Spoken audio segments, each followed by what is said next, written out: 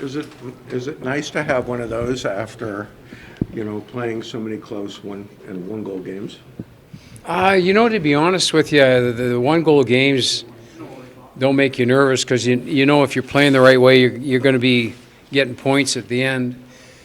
I was a little bit nervous on the bench yesterday for the first time because you get a lead, you're hopeful that you're going to continue to play the right way and not get loose and let them come back. So it was a little bit, for me, the first time I'd been a little bit nervous that I was going to wonder how we responded. And that's what I said to the people last night is I was very impressed with the way we played in the third period because we did a lot of the stuff where you got to play for each other. We did that in the third period. We stacked it in pretty good in the red zone and near our net, and they never got any quality chances because of that. And then we transitioned into offense and goals because of it. And the third period to me is a good sign that when we get a lead, we're not going to go and play loose. So that's a good stepping stone for me. Have you seen the team adapt to your coaching style, or is it still coming? Oh, I think it's still coming. I think it's an evolution.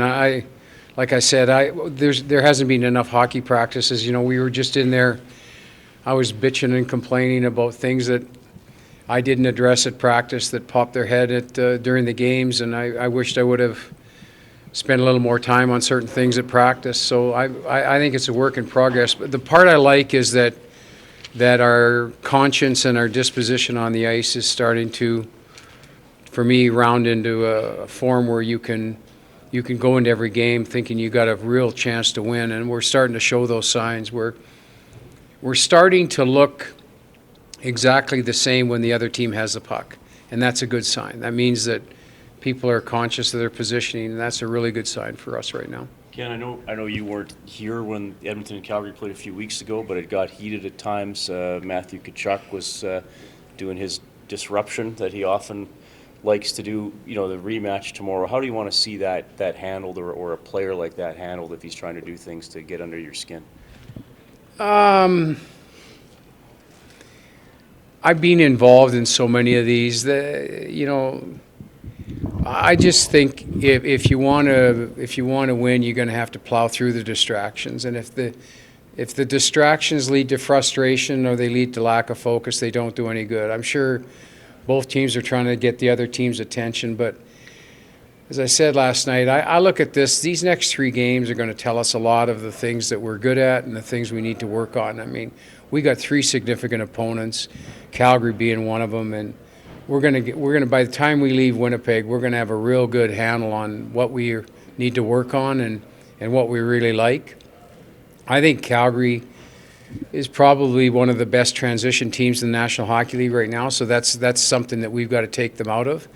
And if there's emotion and if there's an extra level of intensity and it feels like a playoff game, then where our team's at right now, that's going to make us nothing but better. We get more of those games in, it's going to make us nothing but better quickly, and that's what we're looking for. So I hope it's really a high-strung affair and that we can see how we perform. When you coached against the Oilers last year, or when you watched them at the start of the season before you came aboard, did you see Jujhar Khaira as being a legitimate option as a consistent top 9 player? Right now you use him in the top 6. He's on a bit of a run here.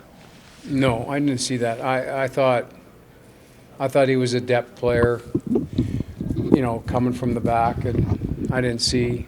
But once we started to see this at practice, it wasn't in the games. He was still playing sideways in the games, but we saw the ability to play a north-south game that was going to be very effective in the NHL.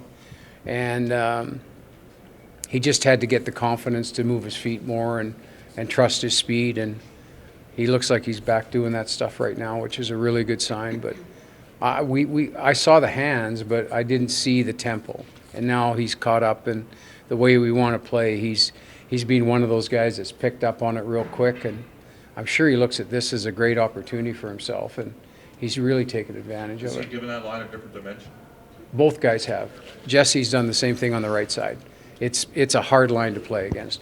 When you look at the tape the next day, that line creates more turnovers in the offensive zone and the neutral zone than any line on our team. So the combination of the 2 guys on the wing are allowing Ryan to have a lot more space and time in the middle of the ice with the puck. Can you talk about what you're getting from Chaisson? I mean, it's a guy that came in on a PTO. Now he's one goal away from tying a career high in season. So Well, he's a goal scorer, and the best part is that he stays at the front of the net. He hangs around the front of the net, and to me, he just goes into the scoring areas and stays there, and he's got the ability to be patient. Like if you look at the goals he scored, he's not panicking when most people do panic. He's not panicking at all in that situation. So, but he's also on a line that can control the puck. He's a perfect example on goals equal from or come from possession time. And when you look at the goals he scored, they're not quick strike goals, they're possession goals. We've been in the zone a long time, space has got available, and he ends up open at the net because people are tired defending. But I tell you what, he's a guy that's willing to go to the front of the net, stay there, take a hit, take a beating, and still hang in there to try to get his stick on the puck. And you got to really appreciate that. How do you think Kevin Gravel's improved from when you saw him when you arrived to now? Big game last night with a good assist. I'm still trying to find out who he is. I mean that seriously. I knew him a little bit from Los Angeles, but I never paid attention to him. When we were doing rounding out, Edmonton wasn't one of my teams, and so I didn't know much about him. But I liked him a little bit in Los Angeles, but kind of lost track of him, to be honest with you. So I haven't seen much of him. The part I like about him is he's got a great stick. His angling, his positioning, his stick positioning, he's able to disrupt plays down low a lot. And to me, that's what we saw in LA, that he was a smart player and he had a great stick. And if he caught up to the pace, he looked like he could be a full-time NHL guy.